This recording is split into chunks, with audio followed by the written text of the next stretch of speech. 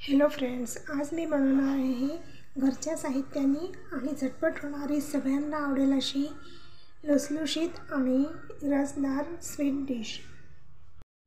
ही recipe पटकन होते आणि खायला तर एकदम ज्युसी लागते। चला तर मग वेळ न घालवता आपण रेसिपीला सुरुवात करूया। तर सगळ्यात अगोदर आपल्याला एका वाडग्यामध्ये 1 वाटी गव्हाचं पीठ घ्यायचे।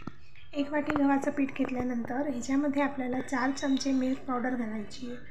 तर मिल्क पावडर मी पिठामध्ये घातल्यानंतर दोन्ही मिक्स करून घ्यायचे।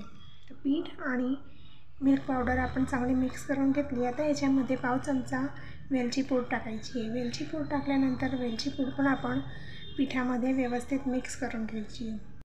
आता याच्यामध्ये पाव चमचा बेकिंग पावडर आणि अर्धा चमचा पिठी साखर घालायची आहे। हे दोन्ही जिन्नस घातल्यानंतर हे पण आपण पिठामध्ये व्यवस्थित मिक्स करून घ्यायचे। बेकिंग पावडर व्यवस्थित मिक्स झाला पाहिजे पिठामध्ये।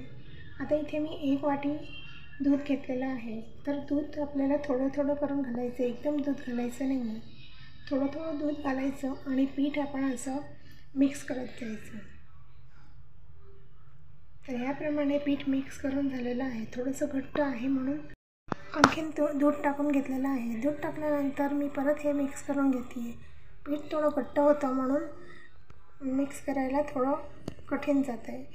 जसं जसं आपण हलवत जाऊ तसं ते स्मूथ होत जातं। तर आणखीन थोडंसं दूध राहिलं होतं, ते सगळं दूध मी ह्याच्यामध्ये घातलं आहे। तर एवढ्या पिठाला आपल्याला 1 वाटी दूध लागलेलं आहे। ह्याप्रमाणे आता स्मूथ बेटर तयार झालेलं आहे। हे बेटर आता आपण अर्धा तास झाकून रेस्ट करायला ठेवून देऊया।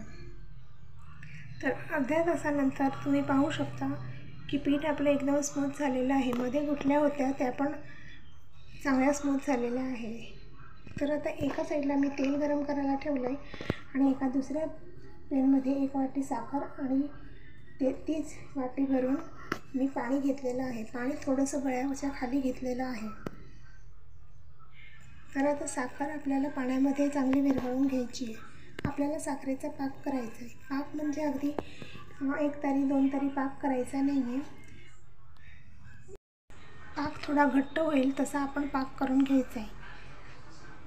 तर आता साखर विरघळलेली आहे आणि तेल पण आपलं गरम झालेलं आहे।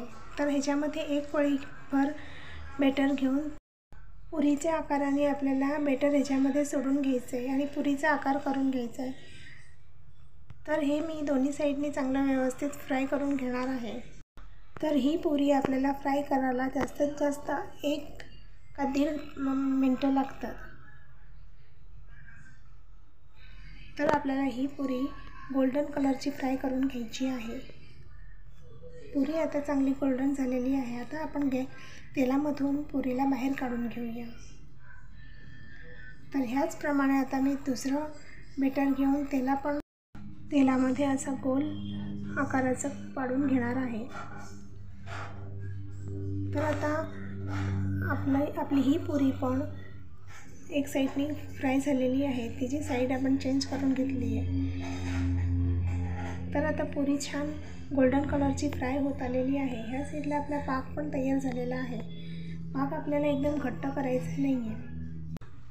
हा साखरेचा पाक आपल्याला बोटावर घेऊन बघायचा आहे। बोटावर आपल्याला पाक घट्ट लागला की समजायचं की आता आपला पाक तयार झालेला आहे। आता पाकाखाली आपण गॅस बंद करून टाकायचा आहे। आता आपण दुसरी पुरी जी तेलामध्ये टाकली होती ती पण छान गोल्डन कलरची फ्राय झालेली आहे। तिला आता आपण तेलामधून काढून घ्यायची आहे। तेल सगळं नितळून घ्यायचं आहे आणि गरम गरम पाकामध्ये आपल्याला ही पुरी घालायची आहे। जी पुरी आपण अगोदर करून घेतलेली ती पण आपण ह्या पाकामध्ये घालून घेऊया।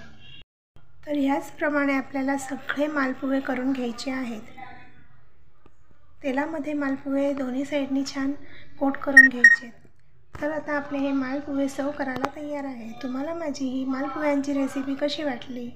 रेसिपी आवडली असेल तर माझ्या व्हिडिओला लाईक करा, शेअर करा आणि चॅनलवर जर नवीन असाल तर चॅनलला सबस्क्राईब करायला विसरू नका। व्हिडिओ शेवटपर्यंत बघण्यासाठी थँक्यू।